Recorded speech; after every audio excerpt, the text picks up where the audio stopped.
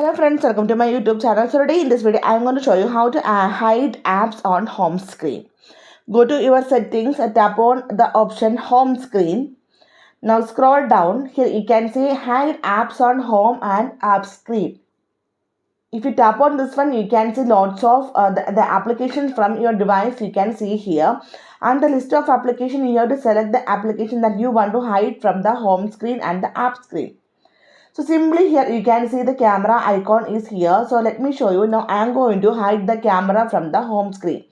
Select the camera, tap on done. Now after this one, go to your home screen. Now you can see that camera is hidden from the home screen and it is hidden from the app screen also. So now you can see the setting. Now here you can see the news is otherwise clock is here. On the app screen also clock is here. So let me show you. Now I am going to hide the clock from the home screen and app screen. Select the clock application, tap on done. Okay, now you can see the clock is hidden from the home screen and the app screen. Here also you can see that clock application is hidden. So simply in this way we can hide applications on the home screen and the app screen.